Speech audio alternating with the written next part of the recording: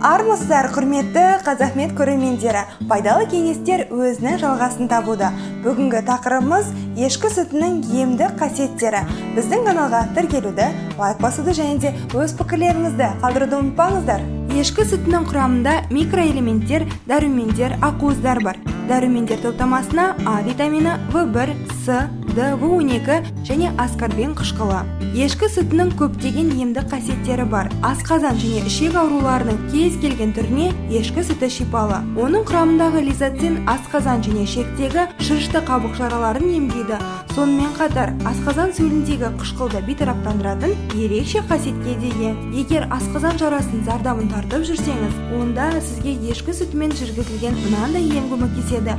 Күн сайын таңертең аш қарынға ешкінің 1 стакан шикі сүтін ішіңіз. Содан кейін кешке дейін ұрттап 2 стакан сүтті тауысу қажет. Емдік курс 21 күн жүргізіледі. Диатез дертінде, диатез және терінің қабыну сияқты дерттерден ешкі сүтін ішіп бір жола арылуға болады. Ешкі сүтін жиі ішетін балалар диатез дертіне шалдықпайды. Ұйқы безінің қабынуына шалдыққан науқас күніне жарты стакан шикі сүтті тамақтың алдында 2 ай бойы ішуі қажет. Косметологияда да өз орнын тапқан ешкі сүті терідегі түрлі бөртпелер мен дақтарды кетіруде табиғи тазартқыш құрал болып табылады. Сонымен қоса теріні ағартып, шаштың түсуін тоқтатады. Ол үшін әр шашты жуған кезде ешкі сүтімен шайып тұру қажет. Сүйекке пайдасы. Ешкі сүтінің құрамында сүйек тіндерін қатайтатын кальций және Д тобындағы дәрумендер қоры жеткілікті. Сондықтан дәрігерлер балаға 1 жастан бастап рахит ауруының алдын алу және оны емдеу үшін ешкі сүтін беруді ұсынады. Сондай-ақ сүйегі сынған адамдар күніне 1 стаканын ішіп тұрса, сүйегі бітіп, қалпына келу процесі 2 есе жылдам болады.